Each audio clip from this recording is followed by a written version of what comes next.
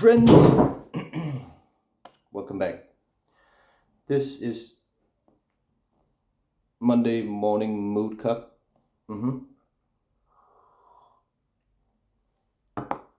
a moon cup. It's an entirely different concept.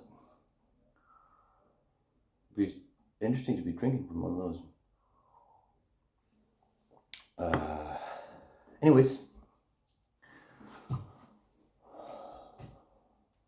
I'm going to try something new today and make a video that's a little bit longer. It's about it's about a song, but then we can use that song to learn about being better guitar players. Instead of doing the instructional or YouTube lessons or stuff, I'm just trying to go ahead and try to explain some of the stuff going on in this song, and maybe it'll help you have more fun playing guitar and have more ideas, be more creative, and work for the music and the songs and prioritize that even more than you're already doing, which I'm sure you are. Here goes. This is the song, right? You know it.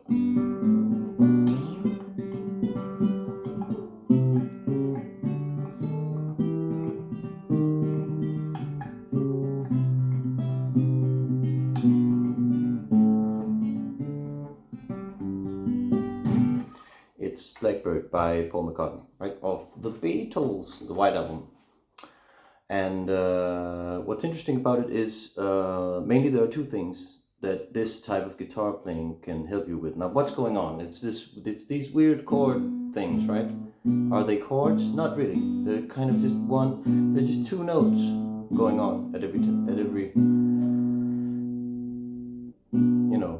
turn.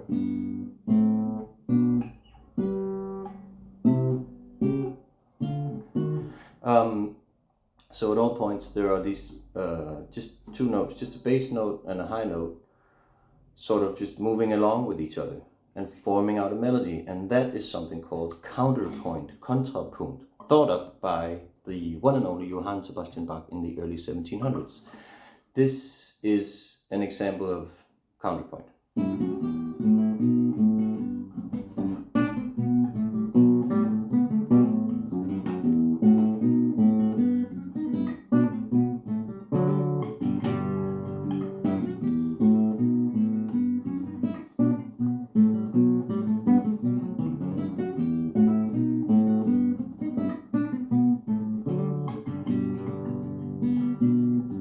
And so on. That's counterpoint for you. And so it's always sort of just these two melodies moving around. But what did Paul McCartney do? This song would basically stand alone without the singing, right? It's a beautiful piece. But then he says, okay, I can sing on top of that, because what's going on really is that it's very much percussive. It's taking in the other elements of the band instead of this. He could have gone, right, G major, Blackbird, A minor, B minor, back to G major, but he doesn't. He does this thing, right? That up here is another inversion of G major, kind of, but it's only two notes going on at any given time. So it makes for more rhythm. It makes for a very active and interesting and melodic bass line usually. So you have these elements that you'd have from the band. Now, if you remember the song, it's just the guitar and him playing. So that makes all of that possible, right? Blackbird singing in the dead of night. Take these broken wings and learn to fly. All your life you were only waiting for this moment to rise. And he can sort of put the singing on top of this counterpoint concept. Now, other people have done this, right? Probably most famously John Frusciante.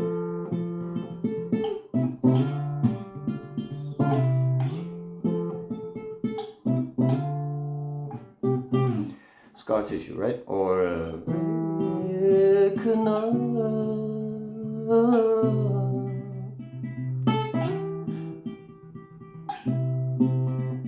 Radiohead, Reckoner, right?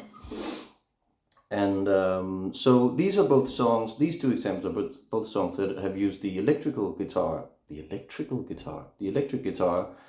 for in orchestra in band concepts, and still sort of use the same type of counterpoint concept.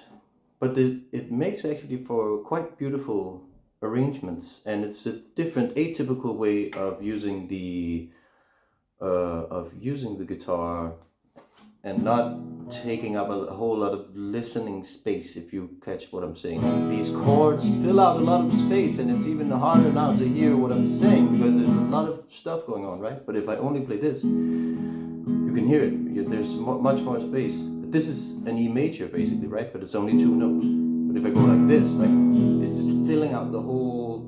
So that's a way to if you're stuck in a rut, and you're trying to make a new song, or you're with the band, you don't know what your role should be, think about this, and about how that approach could maybe help out the music and the song, because that's what we're there for, right?